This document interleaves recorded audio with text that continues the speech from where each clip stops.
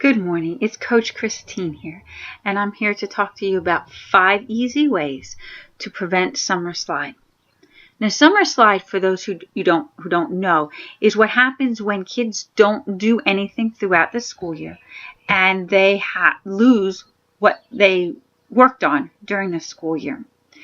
On average, American students lose 2 full months each and every year. So for the kids who don't do anything through the summer, they are 2 years behind their contemporaries who do things. And 2 years doesn't seem like a lot for us as adults, but it really makes a huge difference in the life of a child and their education. It doesn't take you a lot of time to prevent this from happening. But what we want to do is a lot of different things. So here's just 5 easy ways that you can prevent it from happening. First, and most important, is to read books with and to your child. If your child is younger, obviously read to them. Even 15 minutes once a day creates a huge difference in the child's reading ability. If your children are older, why don't you read the same book that they're reading, and then you can talk about it during a car ride or at dinner, whenever you guys are together. Besides reading books, I love listening to audiobooks because it enhances what we're already reading. We're not getting rid of traditional books, but we're adding to what we know. You can listen to books in the car, at work. I would do it at work when we were like cleaning at the house, working outside. By listening to books, we can listen to a much higher reading level than what they were reading, talk about vocabulary, plots, and what's going on with the characters. Really helped us out a lot. Another thing you can do to help prevent summer slide that's really fun, especially if you like the outdoors, is to plant a garden together as a family. You need math to decide when, what, and how to plant, and science of growing. And you also learn the responsibility of taking care of a garden. Besides all that, at the end, you get to have fantastic food that you grew on your own.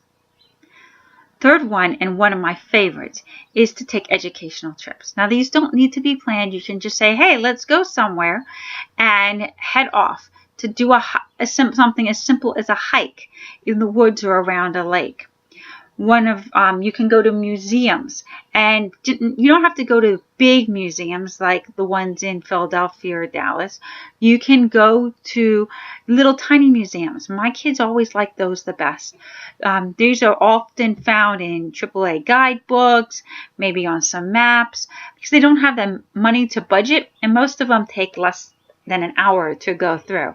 But they're really memorable. My kids still talk about ones that they went to 10 years ago.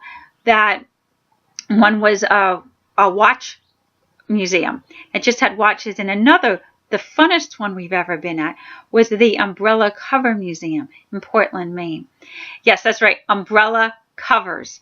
It obviously not too much education there, but it gave us the creativeness that my kids went home and created their own silly museum like that. And it was a lot of fun. However, one of the favorite things we would do is we would look on a map, pick a place 2 to 3 hours away, and then find different places going on our trip there that we might want to do, and make a whole day of it. We would pack food the night before, along with extra things like magnifying glasses, extra clothes, extra shoes, because you never knew what we went on that we would find. And so we would have a goal and a plan, but we were adventurous, and if we saw something else on the way, we did that instead, or in addition to. If you don't like to go out and like to stay home, why don't you host some science and history parties? These are really fun for my kids when they were in the early elementary schools, and it's what started my camps that we have at our home office.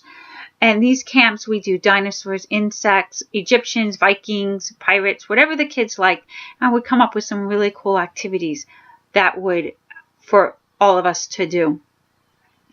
And that was in the days before Pinterest, so I'm sure it's so much easier now. And the fifth thing is probably the one you thought I was going to start with, and that is to do worksheets. Except I don't want your kids doing the worksheets unless they really enjoy doing them. Then go for it. Do as many as you want.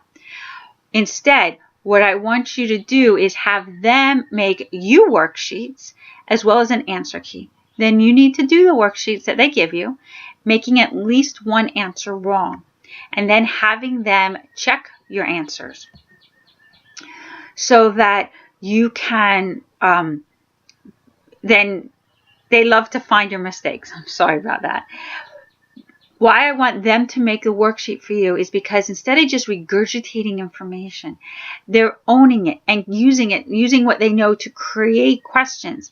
And so that helps them retain so much more than doing it themselves. And it's really fun for them.